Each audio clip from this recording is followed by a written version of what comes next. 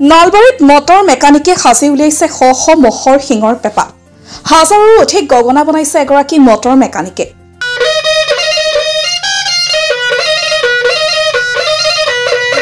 পেপাহৰ ৰঙালী বিহু সমাগত। ৰঙালীক আদৰিবলৈ সাজু এতিয়া প্ৰতিজন অসমীয়া। গাঁৱে গাঁৱে এতিয়া চলিছে বিহুৰ প্ৰস্তুতি। কঁকাল ভাঙি নাচিবলৈ সাজু প্ৰতিজন অসমীয়া জীয়ৰী বোৱাৰী। ঠায়ে ঠায়ে অনুষ্ঠিত হৈছে বিহু কৰ্মশালা। ৰঙালী বিহুৰ প্ৰাক মুহূৰ্তত এতিয়া ব্যস্ততা বাঢ়িছে প্ৰতিজন লোকবাদ্য শিল্পীৰো।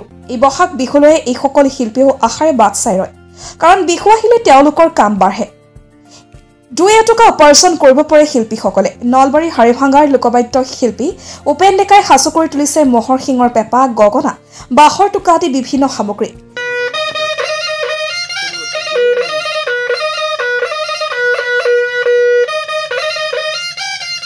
পেছাত মটৰ মেকানিক উপেন ডেকাই সাজি উলিয়াইছে এইসমূহ সামগ্ৰী। তেওঁ সাজি তোলা লোকবাদ্যসমূহ নামনি অসমৰ বিভিন্ন প্ৰান্তৰ গ্ৰাহকে ক্ৰয় কৰি আহিছে। ব্যস্ত বিহুৰ কামত গগনা, পেপা, ডবোৱা কটাৰী, টকা এইবিলাক বনালোঁ।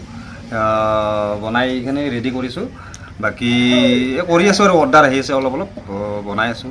মই আজি 10-12 বছৰ আগৰ পৰা কাম কৰিছোঁ। এই বছৰো মোটামুটি 4-5 মাহমান আগৰ পৰা কাম আৰম্ভ কৰিছোঁ। মহৰ শিঙৰ পেপা বনাওঁ। মহৰ শিঙৰ পেপাত সময় বহুত লাগে, সেইকাৰণে 4-5 মাহমান আগৰ পৰাই কাম কৰিব লগা হয়।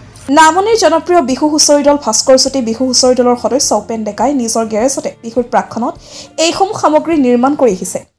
সাধাৰণতে অসমততো প্ৰায় ঠাইলৈকে যায়, আপাৰ আছামতো কিছু জেগালৈকে যায়, যোৰহাট যায়, আপোনাৰ বিশ্বনাথ চাৰিআলিত বহুত বেছি যায় আৰু বছৰে তাত বহুত বেছি যায়, গুৱাহাটীলৈকে যায়, নামনি অসমখন মোটামুটি যায় বেছি। গগনা বনালোঁ, গগনাটো 1000ৰ ওপৰত বনালোঁ।